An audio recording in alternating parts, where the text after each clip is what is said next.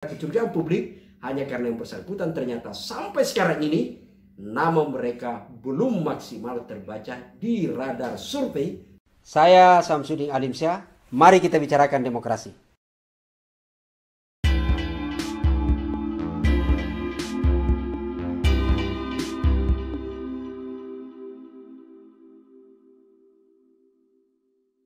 Bismillahirrahmanirrahim. Assalamualaikum warahmatullahi wabarakatuh. Terima kasih terus bersama kami di channel Ustadz Demokrasi.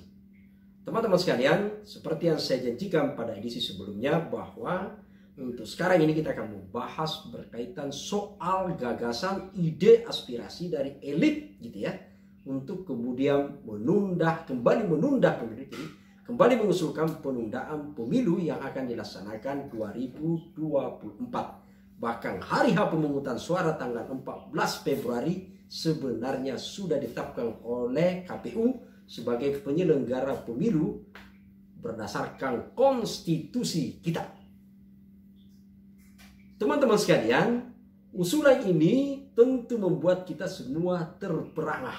Bukan karena diusulkan oleh elit yang sudah sepakat saja, tapi jauh lebih menarik karena justru usulan ini muncul, saya mengistilahkan nyelonong gitu ya, di tengah publik berkonsentrasi mengawal sebenarnya kebijakan Kemenak yang menimbulkan kegaduhan, yaitu adalah ketika Kemenak membuat satu kebijakan surat edaran pembatasan suara, pembatasan volume speaker di masjid dan musola pada saat azan. Dan lebih ironi karena kemudian klarifikasi dari Kemenak kemudian mencontohkan justru bunyian binatang. Inilah yang kemudian menimbulkan kegaduhan. Saya tidak akan membahas lagi soal kegaduhan itu. Kita sudah bahas di edisi sebelumnya. Teman-teman yang belum menonton bisa buka kembali untuk kemudian kita lihat pada perspektif lain ulasan kami berkaitan soal kegaduhan ini yang saya sebut negeri kita ternyata sengaja sedang menikmati, ada elit yang memang menikmati kegaduhan itu demi kepentingan tersendiri. Sayangnya itu berimplikasi pada kemajuan negara kita yang tidak bergerak ke depan tapi malah mundur gitu. Teman-teman sekali lagi kita akan kembali di fokus pada pembahasan kita soal aspirasi penundaan pemilu di 2024. Yang kita tahu semua sebenarnya adalah aspirasi ini sulit diterima untuk bagi orang yang memiliki akal yang sehat. Selain karena memang bersentuhan bertabrakan langsung dengan konstitusi kita, Undang-Undang Dasar 45 yang secara tegas mengatur bahwa pemilu dilaksanakan satu kali dalam setiap 5 tahun gitu ya, atau periode presiden itu hanya 5 tahun. Setelahnya harus pemilu kembali, bahkan sekarang yang dibatasi hanya 2 periode. Tidak ada argumentasi pun yang kemudian tiba-tiba menyatakan bahwa itu bisa diperpanjang atau bisa ditunda. Meskipun kita pernah ada sejarah pemilu kita itu ditunda atau pemilu juga dipercepat karena situasi pada saat itu adalah stabilitas keamanan. Nanti kita lihat pada posisinya apa argumentasi sebenarnya elit kita tiba-tiba mengusulkan untuk kita kaji pada posisi apakah yang bersangkutan konsisten karena alasannya atau karena mohon maaf gitu ya para elit ini jangan-jangan semoga saja ini tidak benar karena ada kecurigaan publik hanya karena yang bersangkutan ternyata sampai sekarang ini nama mereka belum maksimal terbaca di radar survei sebagai salah seorang kandidat capres dibanding orang-orang yang lain. Kandidat yang lain gitu ya. Ini belum ada kandidat. Jadi beberapa aktor elit sudah terjalin tapi kemudian yang bersangkutan padahal ketua partai itu belum masuk gitu ya. Mereka juga sudah berdeklarasi bahkan sudah melakukan sosialisasi pasang baliho. Bahkan di tengah pandemi tahun 2020 pun kemarin itu sudah habis-habisan melakukan kampanye melalui alat peraga. Tapi dari berbagai lembaga survei nama yang bersangkutan itu belum bisa mendongkrak untuk masuk pada posisi yang signifikan untuk bisa dipertimbangkan sebagai kandidat pada pemilu kandidat presiden atau capres gitu ya pada pemilu 2024. Walau semoga saja kecurigaan publik itu tidak benar adanya. Nanti kita akan lihat gitu ya. Teman-teman sekalian, sekali lagi bahwa apa yang diusulkan sekarang ini sebenarnya adalah perlu membuat kita untuk tergelitik memang mengkaji gitu ya. Karena satu tadi adalah alasan konstitusi kita menabrak dan yang justru yang kedua adalah coba kita lihat pada masuk argumentasi mereka. Misalnya alasan-alasan yang coba dikembangkan oleh para elit ini ya. Jadi usulan itu sekarang ini sudah muncul pada secara terang-terangan, itu ada 3 partai politik. Satu adalah datang dari ketua Partai Kebangkitan Bangsa, yaitu adalah Pak Muhaimin Iskandar yang mengusulkan juga penundaan gitu ya. Lalu kemudian ada Erlangga gitu ya dari Partai Golkar, lalu kemudian dari Partai Amanat Nasional Zulkifli Hasan. Ada beberapa argumentasi yang coba disampaikan untuk kemudian menyatakan sebagai pembenar, melegitimasi bahwa ini seolah-olah memang perlu untuk ditunda pilkada. Ditunda pemilu. Yaitu adalah, satu yang pertama adalah lagi-lagi yang dijual adalah alasan masih ada pandemi. Teman-teman sekalian, saya ingin mengingatkan para elit kita. Janganlah selalu menjual alasan ini yang juga ternyata tidak konsisten. Nanti kemudian publik muak untuk kemudian menyatakan bahwa kita senang menari-nari di atas penderitaan orang lain. Kalau bencana, kita yakinkan bahwa pandemi ini betul-betul adalah bencana non alam yang harus kita lakukan gerakan melawan bersama, maka kita harus konsisten. Tapi ketahuilah ternyata sekarang ini di tengah publik, kepercayaan publik terhadap COVID itu menurun, justru juga karena ada perilaku yang tidak elok dipertontonkan oleh para elit kita. Ingat, pada saat pertama kali COVID masuk di Indonesia, di negara kita ini, di tahun 2020, itu adalah bersamaan agenda pilkada. Saat itu kemudian publik bergerak di saat ketika grafik wabah COVID pada situ sangat melonjak tinggi sekali. Gitu ya, korban berjatuhan di mana-mana, semua fasilitas kesehatan itu kemudian penuh, bukan hanya sakit tapi bahkan ada korban jiwa di situ pada saat itu gitu ya. Apa yang terjadi? Publik kemudian bergerak untuk meminta pilkada ditunda dengan alasan darurat. Demi mempertimbangkan keselamatan, jauh lebih penting keselamatan jiwa, keselamatan nyawa manusia daripada pilkada. Tapi tidak ada satu partai pun pada saat itu yang menyatakan setuju untuk ditunda pilkada. Bahkan yang lebih nyeleneh karena semua menyatakan sepakat, sepertinya menyatakan bahwa seperti dengan Menteri Dalam Negeri bahwa tidak ada jaminan kapan pandemi akan berakhir sehingga pilkada tetap dilaksanakan. Dengan berbagai argumentasi, dengan protokol kesehatan dan macam-macam meskipun korban berjatuhan. Itu fakta, itu real.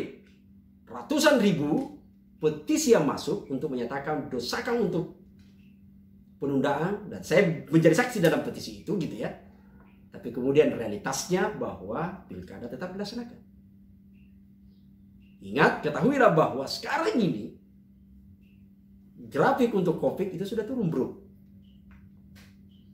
Bahkan tempat hiburan, sepak bola dan macam-macam, tempat wisata semua sudah dibuka. Boy, aku tiba-tiba sekarang minta ditunda pemilu. Ini ada apa sebenarnya gitu? Konsisten aja. Lagian juga adalah karena pada saat desakan teman-teman untuk pada saat itu revisi undang-undang pemilu pada tahun 2021 kemarin, DPR pada saat itu sepakat tidak perlu penundaan. Akhirnya apa? Secara konstitusi pemilu serentak akan dilakukan pada tahun 2024 untuk pemilu legislatif dan pemilu presiden. Dan hari pemungutan suara sekali lagi sudah ditetapkan pada tanggal 14 Februari 2024. Bukan hanya pemilu yang akan dilaksanakan, yaitu adalah pilkada. Dan pada saat itu sangat jaga kemudian para elit kita menjelaskan argumentasi kenapa tidak perlu ada revisi undang-undang, tidak perlu pilkada dimajukan di tahun 2023. Keuangan pun dihitung bagian sebagai pertimbangan untuk kemudian menyatakan pemilu tidak perlu ditunda. Itu adalah realitas yang menggugah kita bahwa apakah betul argumentasi yang dibangun, yang diajukan para elit sekarang ini benar adanya atau karena ada motif yang lain. Walau-walau gitu ya. Yang kedua adalah pertimbangan bersangkutan karena ada argumentasi yang coba dibangun, yaitu adalah soal ekonomi.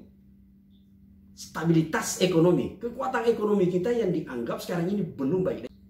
Saya agak apa ya, ini bukan mencoba memperdapat-dapatkan, tapi kemudian saya hanya mencoba mengingatkan bahwa dalam sebuah rapat kabinet dan juga dalam penyampaian laporan kuartal gitu ya, Yang seperti kita kutip di beberapa media, tahun 2021 saja, itu kan kemudian menyampaikan sikap optimisme ekonomi kita akan tumbuh, katanya gitu ya. Meskipun terus terang, saya secara pribadi tidak terlalu yakin juga dalam posisi targeting APBN kita sebenarnya gitu ya. Tapi paling tidak, secara institusi kita harus percaya bahwa pada saat itu menyampaikan bahwa ada sikap optimisme ekonomi untuk kemudian bisa tumbuh di tengah pandemi yang sudah mulai kita adaptif dengan wabah tersebut. Tapi kemudian tiba-tiba ini menjadi alasan lagi masuk untuk meminta penundaan pilpres tersebut. Walau-walau gitu ya, sekali lagi. Jadi ini apa sebenarnya yang terjadi? Yang lain adalah soal keamanan dan macam-macam. Jadi yang lebih parah lagi kalau soal keamanan,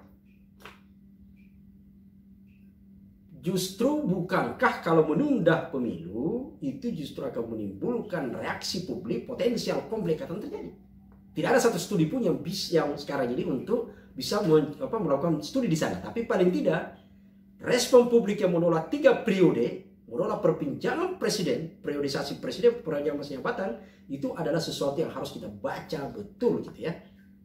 Dan saya kira sangat bijak ketika Pak Jokowi sudah menyatakan bahwa saya tidak tergoda untuk kemudian 3 periode. Ya semuanya saja konsisten gitu ya.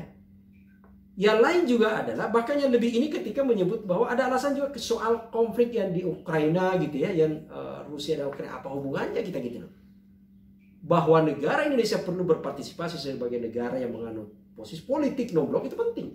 Bahkan bagian dari PBB gitu ya.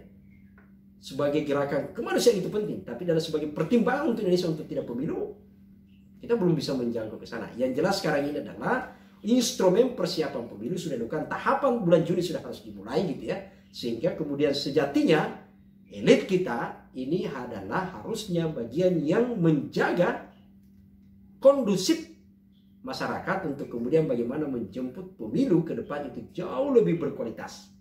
Ketahuilah bahwa sebenarnya pemilu itu adalah salah satu instrumen negara yang disiapkan oleh negara untuk memberikan hak kepada publik, kepada rakyatnya untuk ikut berpartisipasi menentukan siapa pemimpinnya ke depan, siapa wakil rakyatnya ke depan yang diyakini bisa membawa negara lebih maju, negara lebih sejahtera. Karena tujuan atau esensi mandatori dilaksanakan pemilu adalah untuk kesejahteraan. Bukan sekedar membagi-bagi jatah para elit untuk kemudian duduk. Itulah sebabnya maka sebenarnya agenda terpenting sekarang ini menghadapi pemilu 2024 adalah bagaimana kita semua bergerak untuk melawan pembajak demokrasi yang selama ini banyak orang menyebut bahwa tumbuh oligarki. Di mana tumbuh suburnya oligarki karena berkoalisi antara oligarki ekonomi dan oligarki kekuasaan. Sehingga di mana-mana pun terjadi adalah korupsi. Dan korupsi itu sangat dekat pada bagaimana rakyat menuju kemiskinan. Sekali lagi saya ingatkan, negara kita motonya adalah maju unggul. Kalau ingin maju unggul maka pemilu ke depan harus kita pastikan berintegritas. Berintegritas bukan hanya di soal penyelenggaranya, tapi kita semua harus sama-sama bergerak untuk mengawal pemilu itu, terutama para elit dan partai politik adalah peserta pemilu. Capres adalah peserta pemilu. Dan peserta pemilu adalah bagian yang harusnya sejak dini, sejak awal, terutama partai politik, memberikan pendidikan politik bagi masyarakat. Partai politik itu adalah laboratorium demokrasi. Ketika partai politik memberikan contoh, memberikan pendidikan politik yang tidak siap bagi masyarakat, maka fragmentasi politik kita akan semakin buruk. Dan ketika itu maka, ya mohon maaf, sekarang ini orang selalu menyebut bahwa memang demokrasi kita berjalan, tapi demokrasi prosedural. Jauh dari substansial. Kenapa? Sederhananya adalah persepsi publik menyatakan bahwa institusi-institusi elemen negara hasil produk pemilu ternyata masih diposisikan sebagai lembaga yang terkorup. Semoga saja sekali lagi saya ingin mengajak kita semua bahwa hentikan wacana untuk kemudian menunda pemilu 2024. Karena itu sama saja merampas hak publik untuk ikut berpartisipasi menentukan pemimpinnya. Sekali lagi, hentikan wacana menunda pemilu 2024 karena itu adalah upaya nyata merampas kesempatan publik, merampas kedaulatan publik untuk ikut berpartisipasi menentukan pemimpinnya dalam rangka untuk mewujudkan kehidupan yang lebih sejahtera melalui untuk mendapatkan pemimpin yang lebih berintegritas. Wacana yang harus dibangun ke depan adalah bagaimana kita semua bergerak bersama, masyarakat, partai politik, elit terutama gitu ya, untuk sama-sama menjaga kualitas demokrasi kita, kualitas pemilu kita. Dengan cara adalah tentu tidak kemudian bermain pada ranah memberikan ruang para pembajak demokrasi untuk kemudian memainkan aksinya.